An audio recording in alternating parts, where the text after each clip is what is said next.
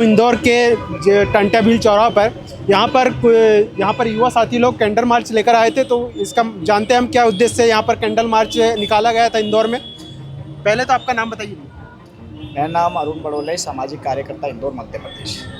किस उद्देश्य से आपने आज कैंडल मार्च निकाले थे और कहाँ से निकाले? ये उद्देश्य ये था कि जो दाहोद जिला है, जो गुजरात राज्य का है, जो कि एक मासूम 6 साल की बच्ची के साथ एक प्रिंसिपल द्वारा रेप करके, यौन शोषण करके उसकी हत्या कर दी गई।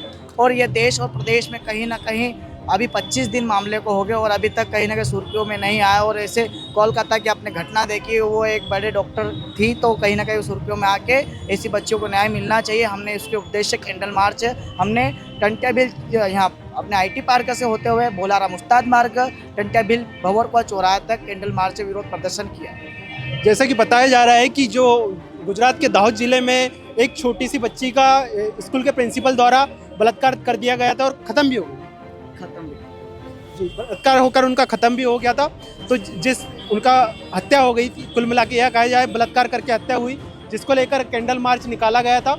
हम और हमारे साथ भी और नारी शक्ति भी है। आपका नाम क्या है? मेरा नाम दीक्षा उइके है और मैं एक समाज सेवी। जैसे लगातार महिलाओं के ऊपर अत्याचार बढ़ते जा रहे हैं पूरे देश में, प्रदेश में, और प्रदेश अपना नंबर 1 है महिलाओं में अत्याचार होने पर। जो सरकारी डाटा है, ये मैं नहीं कहता हूँ, तो इसमें आप क्या कहोगे? मेरा प्रदेश सरकार से एक सवाल है कि देश को आज़ाद हुए 78 ईयर हो चुके हैं, तो मेरा ये सवाल है कि देश की महिलाएं, बच्चियां कब आज़ाद होंगी, कब वो आज़ादी की सांस ले पाएंगी? क्योंकि आए दिन हर 30 सेकेंड में पूरे प्रदेश में, पूरे देश में हर 30 सेकंड में एक बलात्कार होता है। जो सोशल मीडिया में आ जाता है वो दुनिया की नज़रों के सामने आ जाता है, लेकिन बहुत सारे ऐसे हैं जो सोशल मीडिया से दूर है। तो मेरा सवाल है, जैसे कि बोलते हैं कि लड़कियों को सभ्यता से कपड़े पहनना है, तो मेरा सवाल ये है उन लोगों से कि उस 6 साल की बच्ची को कौन से कपड़े पहनाए जिसमें दरिंदों की नज़र, जो बलात्कारियों की नज़र उन तक ना पहुँचे, जो गंदी नज़र से देखते हैं। मेरे इस सवाल का जवाब दे। मैं आपसे और एक सवाल पूछना चाहूँगा। आप जैसे महिला हो, आपको भी सारी चीज़ फेस करना पड़ता होगा, तो आपको क्या ऐसा सावधानी रखना चाहिए कि जो सामने वाले जो दरिंदे हैं वो अपने ओर आकर्षित ना हो या कुछ ऐसे नज़र से ना देखें? देखिए, ये सवाल का जवाब देना तो अब मुश्किल सा है, क्योंकि लड़कियां साड़ी में भी सेफ नहीं है, सूट में भी सेफ नहीं है। तो हमें ये भी समझ में नहीं आ रहा, क्योंकि आज अगर हम रूम से निकलते या घर से निकलते तो 4 कदम में हमारे साथ क्या हो जाएगा ये हमें भी नहीं पता है। तो इस सवाल का जवाब तो देना मुश्किल ही है कि हम क्या ऐसा करें कि जिससे लड़कियों के साथ बलात्कार होना बंद हो जाए। आप लड़की हो तो आपको क्या सुरक्षा रखते हो अपने आप के लिए? आप कुछ तो सुरक्षा रखते होंगे, उसके बारे में बता दीजिए कि आपको क्या सुरक्षा रखना चाहिए कि हम कोई दरिंदी हमारे तरफ आक्रमण करे या कुछ हाथ पाई उठाने का कुछ किया या हाथ छूने की कोशिश करे, तो आपको क्या रखना चाहिए? देखिए, सबसे पहली बात, अपनी सेल्फ डिफेंस के लिए हथियार रखने जरूरी है। मैं बहुत सरकार से ये मांग करती हूँ कि लड़कियों को हथियार रखने की परमिशन दी जाए, ताकि जब भी उसके ऊपर कोई गलत तरीके से टच करता हो या उसके साथ गलत हरकत करने की, तो सेल्फ डिफेंस में वो हथियार का यूज कर सके। हमारे साथ और भी महिला नारी शक्ति है, हम उनसे भी जानना चाहेंगे। आपका नाम क्या है? मेरा नाम रीना मौर्य, सामाजिक कार्यकर्ता। जी, आप जिस तरह से देख रहे हैं कि हमारे प्रदेश में भी आज पूरे देश भर में सबसे ज़्यादा बलात्कार और महिला अत्याचार में ऊपर है, इसमें क्या? देखिए, जैसे कि पूरे भारत देश में महिलाओं पे अत्याचार हो रहा। मणिपुर का मामला आपने देखा होगा, जैसे आदिवासी महिलाओं को बिना कपड़े से घुमाया जा रहा। ऐसे पूरे भारत देश में नेमाओं की घटना, बलात्कार करके खड्डा करके बच्चों को गाड़ दिया गया। आज जिसका कैंडल मार्च हमने निकाला है, 6 साल की बच्ची को जो बलात्कार किया और उसकी वो मृत्यु हो गई। तो मैं सरकार से, भारत सरकार से और मध्य प्रदेश सरकार से मांग करती हूँ कि हमारे लिए कानून बनने चाहिए। जैसे काले कानून बना रहे ना, तो काले कानून की जगह महिला सुरक्षित के लिए कानून बने। उसके लिए जैसे कि बलात्कार करते उनके लिए खुले चौराहे पे फांसी दो, अगर तुम वहाँ नहीं दे पाते, क्योंकि जो बलात्कार करते ना वो लोग छूट जाते हैं, आगे के दरवाजे से अंदर जाते, बाहर के दरवाजे से छूट जाते हैं। तो हमें न्याय नहीं मिल रहा है। तो मैं यही चाहूँगी, और जो महिला सुरक्षा के लिए हमें गन देना चाहिए। अगर हमारे साथ कोई ऐसा बुरी नज़र से देख रहा है या हमारे साथ बलात्कार करने की कोशिश कर रहा है, तो उसका हम इनकाउंटर कर दे बीच चौराहे पे। जी, हमारे साथ और भी बुद्धिजीवी वर्ग से है।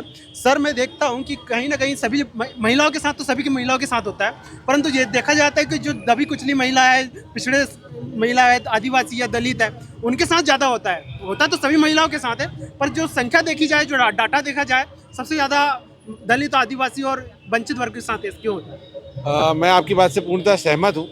क्या होता है कि जैसे आपने देखा होगा कि ये जो शेर है या जो जानवर होते हैं वो शिकार करने के लिए एक झुंड में सबसे जो कमज़ोर वर्ग होता है उसको पॉइंट आउट करता है, उसके ऊपर देखता है कि यार ये सबसे कमज़ोर है, मगर अगर मैं इसके ऊपर अटैक करूँगा तो कोई मुझे छेड़ने वाला नहीं, कोई कुछ बोलने वाला ना ही वो जो जिसके ऊपर वो अटैक कर रहा है वो विरोध करेगा। तो ये हम बहुत सॉफ्ट टारगेट हैं, इसीलिए मैं कहता हूँ कि हम दबे कुचले वर्ग से जो आ रहे हैं हमें एक होना पड़ेगा। ये जो शक्ति है, एकजुट होंगे तभी ये शक्ति बनेगी, और उसी शक्ति के आधार पर आज हम एक हुए हैं और हम सरकार से पुरजोर तरीके से मांग करते हैं कि हमें हमारी नारियों को, हमारी विशेषकर हमारे जो वर्ग है उसको स्पेशल ऐसा कुछ प्रोटेक्शन दे, जिससे कि हमारी जो नारियां हैं या जो हमारा वर्ग है वो आगे आए, हमारे नारियों को बिल्कुल जो अत्याचार सहन करना पड़ रहा है वो नहीं सहन करे। जी, बहुत अच्छी बात कही इन्होंने कि जैसे हमारे लोगों को ज़्यादा स्पेशल कोई प्रोटेक्शन देना चाहिए। इस तरह से हमारे मैं एक और बात कहना चाहूँगा। आप मेरी बहन से पूछ रहे थे कि ऐसा इनको क्या करना चाहिए जो कि ये अत्याचार ना हो। मेरे विचार में सबसे पहले तो समाज को अपना नज़रिया बदलना चाहिए।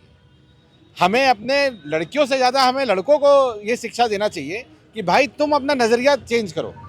हर जो लड़की वो घूम रही है वो आपकी, आप बहन बेटी मानो नहीं मानो ये आपके ऊपर है, मगर ऐसा नहीं है ना कि वो खुला आपके लिए ऑफ़र है कि वो कुछ कर रही, वो अपनी लाइफ जी रही है, वो अपना काम कर रही है, आप उसे करने दीजिए।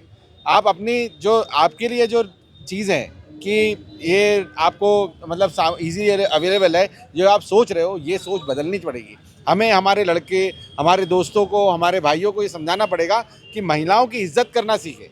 यदि वो कुछ भी कपड़े पहन रही, वो उसकी स्वतंत्रता है। आप अपने मन के अंदर ऐसे विचार ना लाएं कि उसके ऊपर गलत नज़र देखें। तो मेरा यही है कि बेटियों से ज़्यादा हमें हमारे बेटों को या हमारे जो भाई हैं उनको समझाना पड़ेगा कि भाई अपनी नज़रें सुधारो, अपना नज़रिया सुधारो।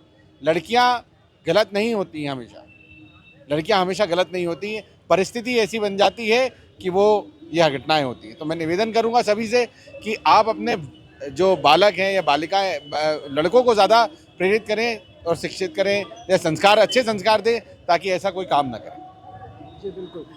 इन्होंने कहा है कि अपनी सोच बदलेगा तो देश बदलेगा, देश बदलेगा तो महिला सुरक्षित रहेगी। इसी तरह से मैं आपको हमेशा अपने इस चैनल पर वीडियो दिखाते रहता हूँ।